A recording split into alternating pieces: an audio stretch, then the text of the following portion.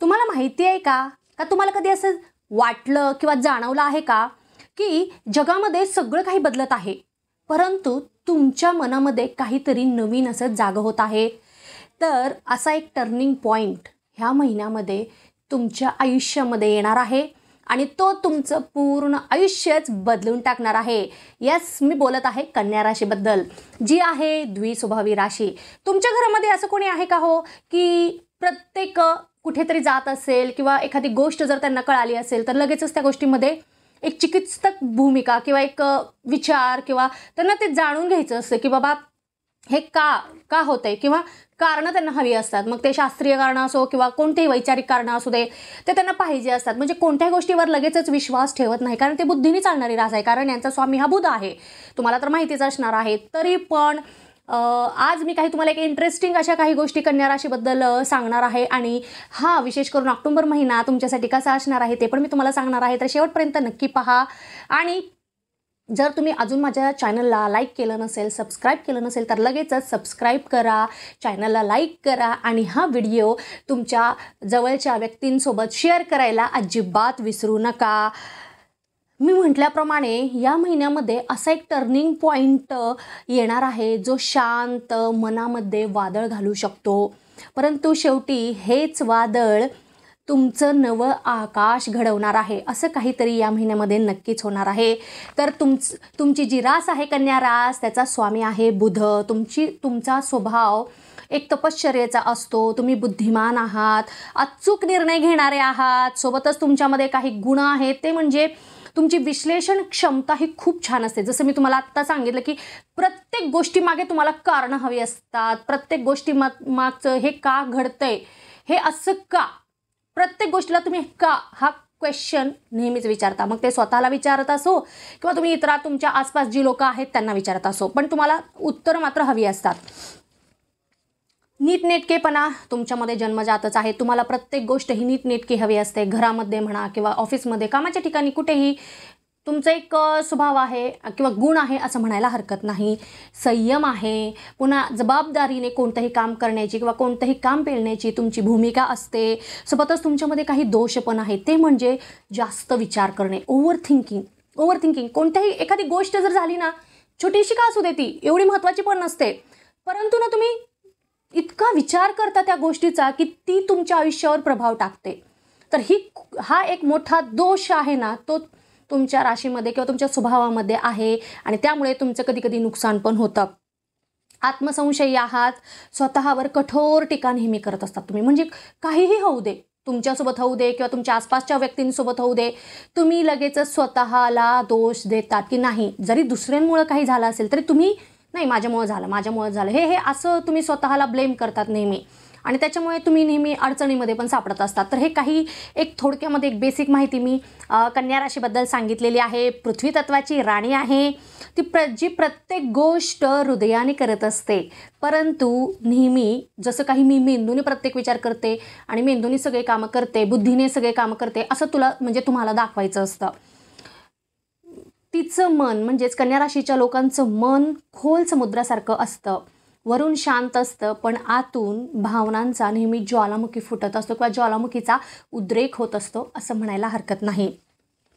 तर बेसिक माहिती तर मी आता तुम्हाला कन्या राशीबद्दल सांगितलेली आहे. जर तुम्हाला कोणाला अशी काही माणसं तुमच्या आयुष्यामध्ये सापडली असतील, भेटली असतील, तर नक्कीच मला सांगायला विसरू नका की यस, आम्ही अशी कन्या राशीची लोकं पाहिलेली आहेत किंवा आमच्यासोबत आहेत की ते तुम्ही सांगितल्याप्रमाणे थोडं काही त्यांचे गुण जुळतात वगैरे.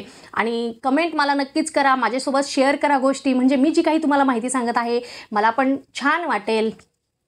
तर आता आपण पाहूयात की ह्या ऑक्टोबर महिना तुमच्यासाठी कसा असणार आहे किंवा कोणकोणते परिणाम घेऊन आलेले आहे किंवा ही दिवाळी तुमच्यासाठी कशी असणार आहे ते आता आपण पाहूयात. महिन्याची सुरुवात करिअरच्या दृष्टीने आणि व्यवसायाच्या दृष्टीने काही अडथळ्यांनी युक्त अशी होऊ शकते. मनामध्ये काही एक वेगळाच गोंधळ निर्माण होऊ शकतो. एक मानसिक गोंधळ तुमच्या डोक्यामध्ये चालू शकतो आणि त्यामुळे तुमचं कामामध्ये लक्ष लागणार नाही. एक चांगली गोष्ट घडू शकते आणि ती म्हणजे जुने काही कामे तुमची बंद पडलेली होती ती पुन्हा सुरू होतील.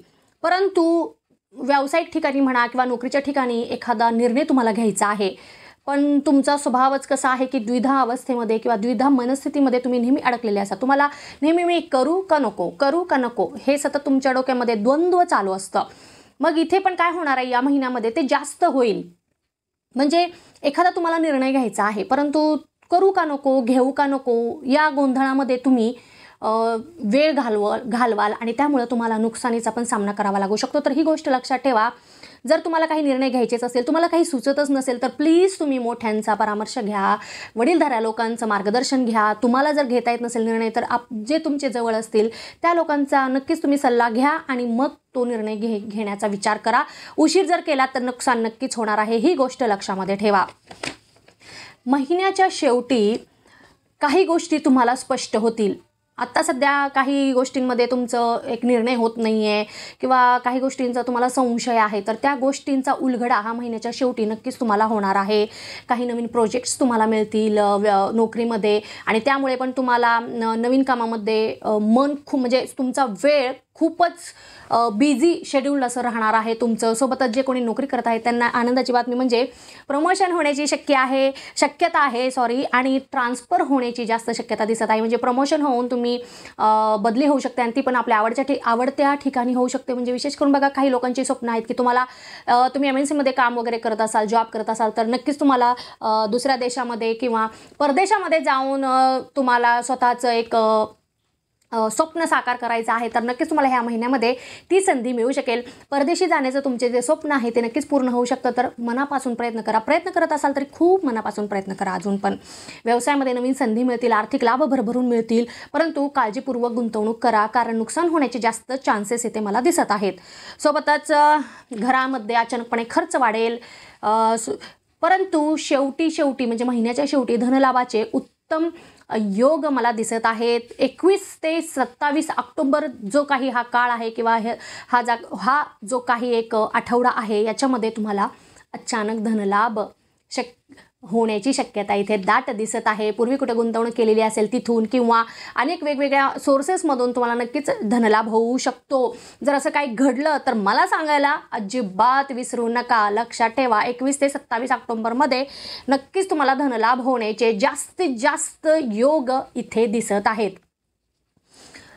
विशेष करून ह्या महिन्यामध्ये सगळ्यात सुंदर गोष्ट घडणार आहे आणि ती म्हणजे नवीन वस्तू तुमच्या घरामध्ये येणार आहे. मग ते वाहन स्वरूपामध्ये असू दे किंवा इलेक्ट्रॉनिक स्वरूपामध्ये असू दे. बऱ्याच दिवसांपासून तुमची एक इच्छा होती की मला काहीतरी नवीन घ्यायचं आहे, पण तुम्ही ठीक आहे सणावारांची वाट बघत असतो आपण की बाबा एखाद्या नवीन सणाला वस्तू घरी आणल्या तर ते शुभ असतं. तर नक्कीच ते तुमचं स्वप्न ह्या महिन्यामध्ये पूर्ण होणार आहे. तुमचं वाहन खरेदीचं स्वप्न म्हणा किंवा एखादी घरामध्ये उपयोग पडणारी एखादी वस्तू तुम्ही नक्कीच खरेदी करू शकणार आहात आणि त्यामुळं घरामध्ये पण खूप आनंदी वातावरण असणार आहे. कौटुंबिकदृष्ट्या जर पाहिलं तर खूपच उत्तम असा हा महिना असणार आहे. जे कोणी रिलेशनशिपमध्ये असतील किंवा सिंगल असतील तर त्यांच्यासाठी नवीन रिलेशन्स जुळतील किंवा नवीन पार्टनर तुम्हाला भेटू शकतील. तुमच्या वैवाहिक जीवनामध्ये काही चढउतार तुम्हाला पाहायला मिळतील. एखाद्या गोष्टीवरून मतभेद होण्याची शक्यता आहे, तर एकमेकांसोबत संवाद साधा. जे कोणी विवाह इच्छुक आहेत तर त्यांचे लग्न जुळण्याचे चान्सेस खूप दाट दिसत आहेत. प्रयत्न असतील चालू, अजून वेग वाढवा. नक्कीच तुम्हाला मनासारखा पार्टनर मिळणार आहे या महिन्यामध्ये. आरोग्य जर पाहिलं या महिन्यामध्ये तर तुम्हाला थकवा जाणवू शकतो, निद्रानाश याचा त्रास होऊ शकतो किंवा एखादा मनावर ताण जाणवू शकतो. कशामुळे तुम्हाला माहीत नाही, एखाद्या गोष्टीची चिंता सतत भासवेल, तुम्हाला सतत मनामध्ये घर करून राहणार आहे. सुरुवातीला थोडंसं तुम्हाला महिन्याच्या काळजी घ्यावी लागणार आहे या सगळ्या गोष्टींचा. जुने काही आजार तुम्हाला पुन्हा त्रास देण्याची शक्यता दिसत आहे, परंतु नंतर मनशांती मिळेल, नवीन ऊर्जा संचारल्यासारखी वाटेल. तोपर्यंत तुम्हाला खूप काळजी घ्यावी लागणार आहे स्वतःची. स्वतःकडे नक्कीच लक्ष द्या. या महिन्यासाठी तुमचा लकी अंक किंवा लकी अंक हा 9 आहे आणि लकी कलर हा हिरवा किंवा पिवळा हा आहे. आता हा महिना तुम्हाला 2 गोष्टी शिकवणार आहे. पहिली गोष्ट म्हणजे शांततेत ही शक्ती असते आणि दुसरी गोष्ट, ज्या क्षणी तुम्ही स्वतःवर विश्वास ठेवताना तेव्हाच विश्व तुमच्याकडे वळतं. ही खूप महत्त्वाची गोष्ट आहे. तुम्ही स्वतःवर विश्वास ठेवा, अख्खी सृष्टी तुमच्या मदतीला धावून येईल. आणि जर असं झालं ना तर मला सांगायला तुम्ही अजिबात विसरू नका किंवा वेळ लावू नका. फक्त स्वतःवर विश्वास ठेवा. जी काही द्विधा मनस्थिती असते तुमची, तुम्ही त्या नेहमी तुमच्या त्या युद्धामध्ये अडकलेल्या असतात ना, त्याच्यावर काहीतरी उपाय करण्याचा प्रयत्न करा आणि त्यातून बाहेर पडा. मग पहा सृष्टी कसं एक एक एक एक तुमचे सगळे काही स्वप्न असतील, जे काही तुमच्या इच्छा असतील ते कसे कंप्लीट करायला प्रयत्न करते. तर तुम्हाला आधी स्वतःवर विश्वास ठेवायला लागणार आहे. तुमच्यातील द्वंद्व युद्ध तुम्हाला जिंकायचं आहे. ही गोष्ट तुम्ही लक्षात ठेवा, विशेष करून कन्या राशीवाले. कारण मी पाहिलेलं आहे की खूप तुम्ही म्हणजे असे एखाद्या गोष्टीवर ठाम नसतात. तुम्हाला एखाद्या गोष्टीवर ठाम राहता येत नाहीये. 1 सेकंदासाठी पण तुम्ही ठाम राहू शकत नाहीत. मग हा तुमचा खूप एक मोठा ड्रॉबॅक आहे असं मी तुम्हाला सांगू इच्छिते. तर याच्यासाठी तुम्हाला प्रयत्न करावे लागतील. ऑक्टोबर महिना म्हणजे तुमचं अवेकनिंग सीझन आहे. काही हरवलेलं नक्कीच तुम्हाला सापडणार आहे आणि काही नवीन सुरू होणार आहे. तर हे होतं तुमच्यासाठीचं एक प्रेडिक्शन, म्हणजे हा महिना तुम्हाला कसा जाणार आहे. विशेष करून दिवाळी आहे, तर दिवाळीसाठी माझ्याकडून सर्वांना भरभरून शुभेच्छा आहे. सगळ्यांना अगदी मनाप्रमाणे दिवाळी जाऊ दे. तुमचे सगळे स्वप्न, तुमचे सगळे काही इच्छा पूर्ण होऊ देत अशी मी ईश्वरचरणी प्रार्थना करत आहे. आणि जर तुम्हाला माझी ही आजची माहिती कन्या राशीवाल्यांसाठी खास मी जी ही माहिती सांगितलेली आहे ती आवडली असेल तर मला लाईक करायला विसरू नका. लगेचच सबस्क्राईब करा आणि तुमच्या आवडत्या जवळच्या सर्व व्यक्तींना हा व्हिडिओ शेअर करायला अजिबात विसरू नका. हाईटमध्ये पॉइंट्स द्यायला पण मला विसरू नका. आणि विशेष करून मला कमेंट करून सांगा की तुम्हाला ही माहिती कुठपर्यंत आवडली आहे किंवा कुठपर्यंत तुम्हाला ही माहिती माझी क्लिक झालेली आहे किंवा तुम्ही काय अनुभवलेलं आहे. तर हे सगळं प्लीज मला तुम्ही सांगा. भरभरून मला आता सध्या प्रतिसाद मिळत आहे, त्यामुळे मला खूप आनंद झालेला आहे. पण हा प्रतिसाद असाच कायम राहू दे. अजून जास्तीत जास्त मला लोकांचे मनोगत ऐकायचं आहे, त्यांचे जे काही अनुभव आहेत ते मला ऐकायचं आहे. तर प्लीज मला कमेंट करायला विसरू नका. तर येणाऱ्या प्रत्येक क्षणाचा प्रत्येकाने पुरेपूर लाभ घेण्याचा प्रयत्न करावा. पुन्हा भेटूया पुढच्या व्हिडिओमध्ये. तोपर्यंत ओम नमः शिवाय. हर हर महादेव.